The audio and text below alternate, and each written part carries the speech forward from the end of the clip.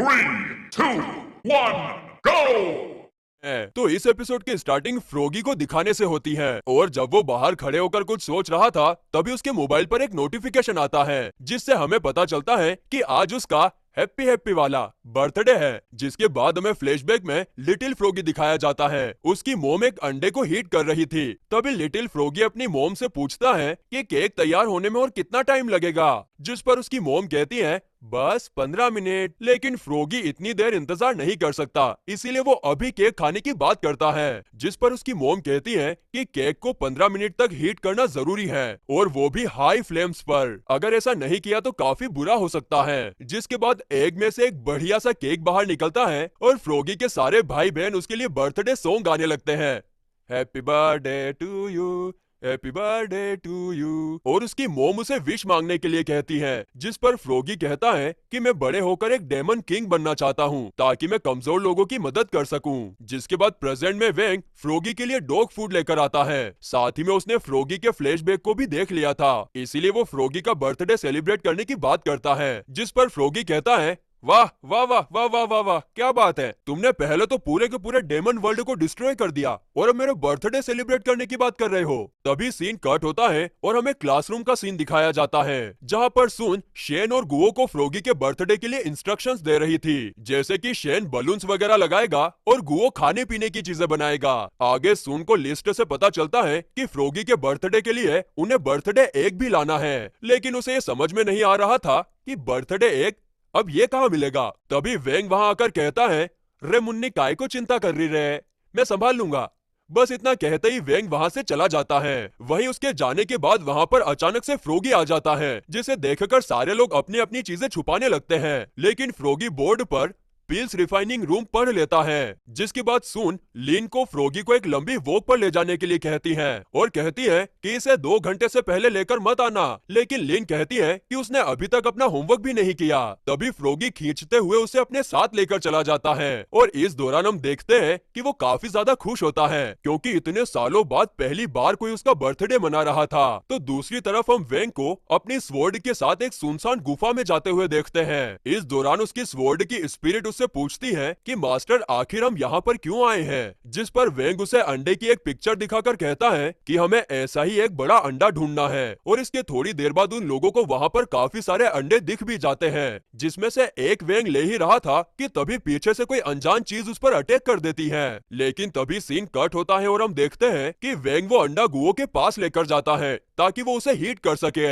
लेकिन वो वेंग से पूछता है कि तुम्हारी इतनी खराब हालत कैसे हुई, क्योंकि उसके पूरे फेस पर पिंक कलर का लिक्विड लगा हुआ था। जिस पर वेंग ये कहकर वहां से चला जाता है कि यह काफी लंबी स्टोरी है। तो दूसरी तरफ लीन फ्रोगी के साथ फाउंटेन के पास बैठी हुई थी। तभी वहां पर टीचर पेन आती है और उन दोनों की बातों से फ्रोगी को पता चलता है कि teacher pen pills refining room में जा रही है क्योंकि वो वहां पर अपना फोन भूल गई थी। जिसे सुनकर एकदम से फ्रोगी के दिमाग की बत्ती जलती है और उसे याद आता है कि वेंग और उसके दोस्त पिल रिफाइनिंग रूम में उसके लिए सरप्राइज रेडी कर रहे हैं। इसीलिए वो 2 नंबर का बहाना करके स्कूल की तरफ जाता है और सोचता है कि टीचर पेन के रिफाइनिंग रूम में पहुंचने से पहले ही मुझे वेंग के दोस्तों को इन्फॉर्म करना होगा। इसीलिए वो अपनी बची कुची एनर्जी का यूज करके बिल्डिंग के ऊपर चढ़कर खिड़की से रिफाइनिंग रूम के अंदर जंप कर देता है और अपने सामने बर्थडे एग को देखकर हैरान होकर कहता है आखिर वेंग को एग मिल ही गया। हाँ, खतरनाक आदमी है साला। जिसके थोड़ी देर बाद उसे टीचर पेन का मोबाइल मिलता है, मगर तभी उसे किसी के आने की आवाज आती है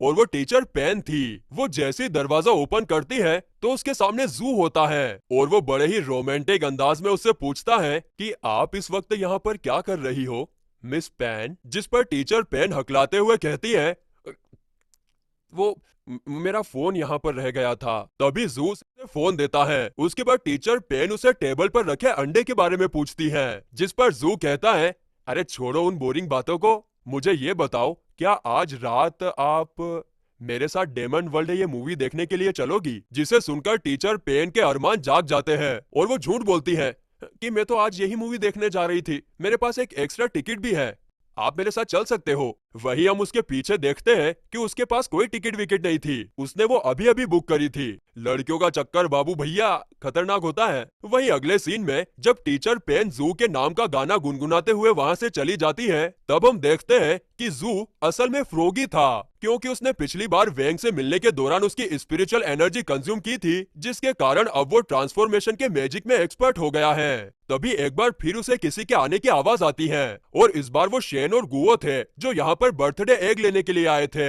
उन दोनों की बातों से फ्रोगी को पता चलता है कि उन्होंने एग को लो फ्लेम्स पर हीट किया है, जिससे फ्रोगी को अपने मोम की एक बात याद आती है कि बर्थडे के अंडे को हमेशा हाई फ्लेम्स पर ही हीट करना चाहिए, वरना काफी बुरा हो सकता है। अब ये चीज याद आने के बाद फ्रोगी तुरंत उन लोगों को इन्फॉर्म करने के लिए जाता है। तो इस तरफ जब शेन और सुन बर्थडे एग को देख रहे थे, तभी उसमें से एक क्यूट सा बेबी बर्थडे केक बाहर निकल कर आता है, जिसे देखकर शेन और सुन दोनों काफी ज्यादा खुश होते हैं और कहते हैं, अले ले ले ले, ये तो कितना क्यूट है। आगे जैसे ही शेन उस बेबी केक को छूने ही वाला था कि तभी वो बेबी केक उछलकर उसके फेस पर चिपक जाता है और इसके थोड़ी देर बाद शेन ऐसे बर्ताव करता है कि मानो बेबी केक ने शेन की बॉडी पर कंट्रोल कर लिया हो, जिसके बाद शेन एग में से एक और बेबी केक बाहर निकालकर गुओ की फेस की तरफ फेंक कर मारता है, जिसके कारण अब गुओ भी उस केक के कंट्रोल में आ जाता है और फिर वो दोनों मिलकर सून को भी बेबी केक के हवाले करने ही वाले थे कि तभी वहां पर वेंग नहीं आता है। सून के बॉडीगार्ड आते हैं, मगर उनके कुछ करने से पहले ही सून भी अब केक के कंट्रोल में आ गई थी, जिसके बाद एक के बाद एक कई सारे बेबी केक्स बाहर निकलकर सारे बॉडीगार्ड्स को कंट्रोल कर लेते हैं। अब अपना हीरो वेंग नहाकर रूम में इंटर होता है। अब वही रूम के अंदर का नजारा देखकर वेंग कुछ कर पाता